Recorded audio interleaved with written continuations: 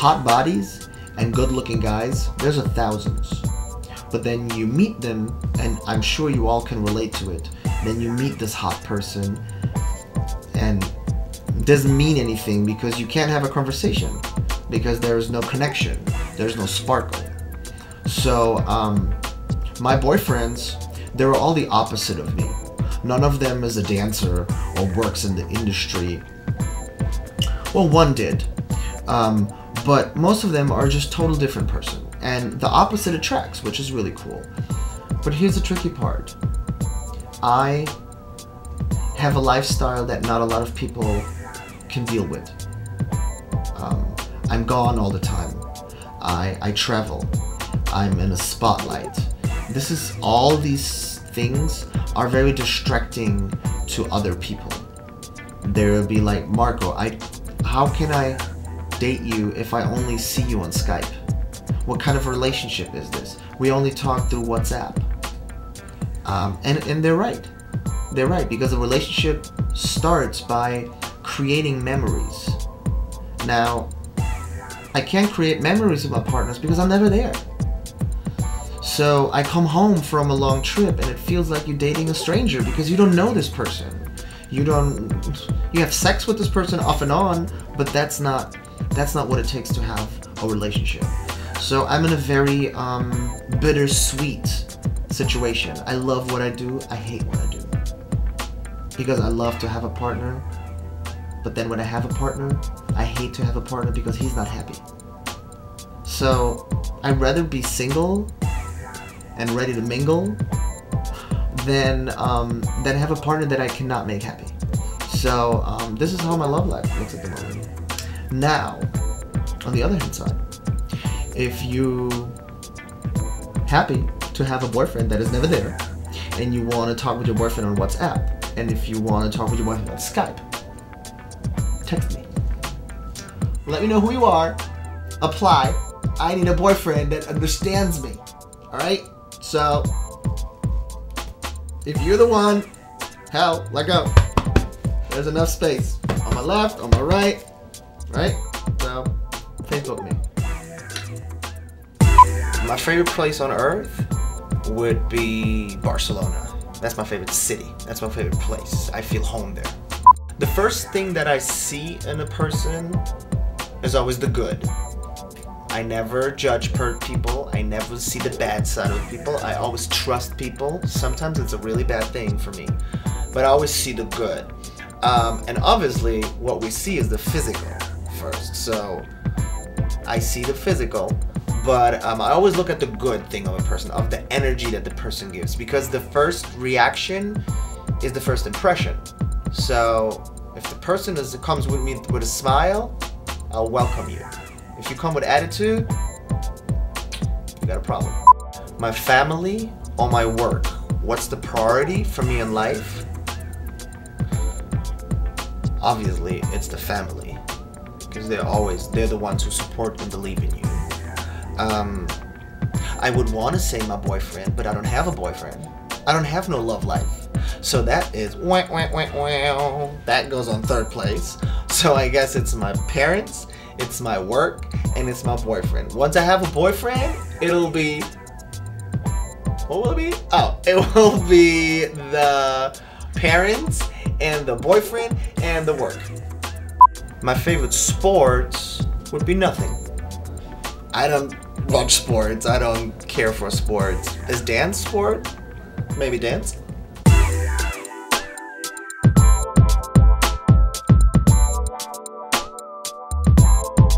So, my coming out, I had when I was 16 or 17 or 18, something like that. It was 96. Can't do the math right now. It was, you know, first it was my own coming out to myself, and where I accepted that I was gay. And then it was right in that time where I was doing the drugs and doing the partying hard and disrespecting everyone. So I did a really harsh thing. That towards my parents, it was a really harsh thing. I went on national TV. I went on national TV and went into a stupid show, something like Oprah, and sat there and said, yes, I'm gay. Why? Because it paid $500. And all I cared for was the money, because I was a partying kid. I didn't care about consequences. So I shot the show, and I didn't care. But it didn't show for 3 months till 3 months later. Now get this. My dad had to go to hospital, right? So it was nothing urgent, it was nothing bad, but he was at a hospital to get some checks up. So he's laying in bed watching TV, watching that show, and little does he know that his son will pop out any second and tell the whole world he's gay. Who does that? It's so stupid. But that's how I had my coming out on national TV. And don't go and look for it because there was no footage. Back in the days, there was no YouTube and no shenanigans like that. So I tried to find it. Trust me, it's nowhere to be found. Anyways, today I'm very proud of me. You know, like being gay and being out. It's all good. It did affect me. It did affect reactions. I lived in a smaller town in Germany, so the Portuguese community was very small. Everyone knew each other. We all Catholics. Gay, Catholic is not a good thing. So it got, you know, I was walking down the streets and Portuguese older generation would curse at me. They would call me faggot. They would call me you need to rot in hell, and your dad should ban you from the family. Like that kind of stuff was told to me and screamed to me in the middle of the street. Now, you know, I'm too strong of a personality to let it affect me. It bothered me, but I didn't let it affect me because I fight, and because those people said no, I said yes, I'm gay, so what? So it was intense, but today, listen, 34, happy, generation changed, being gay is not a problem anymore, we are accepted everywhere.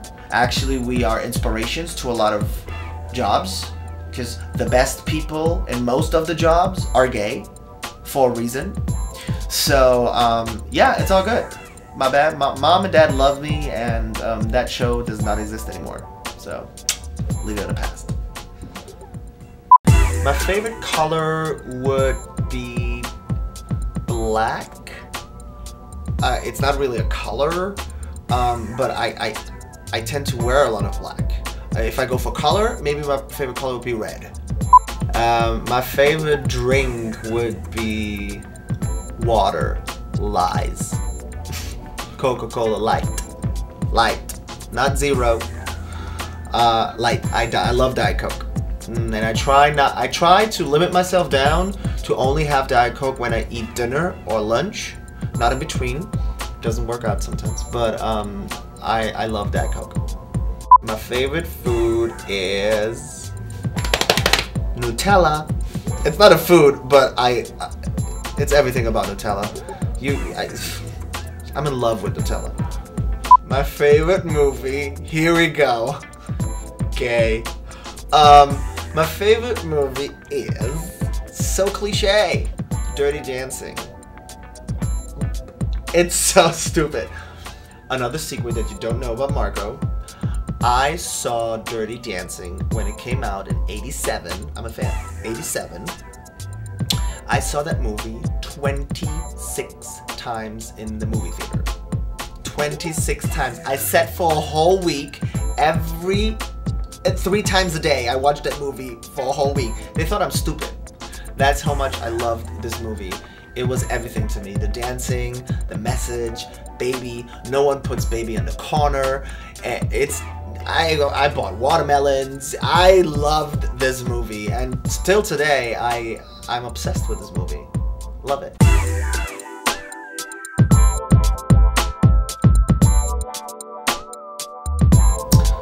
Alright, so at the end of the game, you guys know everything about me. You guys know what I think, what I do, what shenanigans I went through, what I love, what I hate, what causes pain. But who is Marco? You don't know any stats. You don't know any, like, who is he? Well, I'm Portuguese. My sister is 11 years older.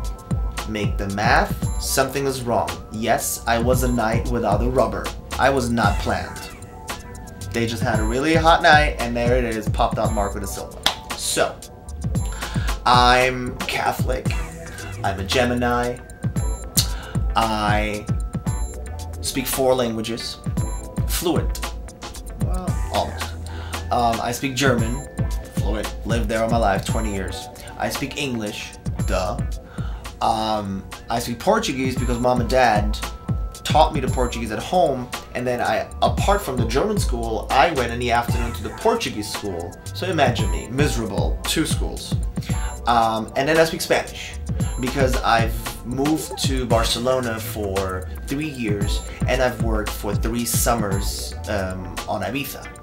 So that's where I learned my Spanish. So that's my 4 languages. That's pretty smart. Pretty smart.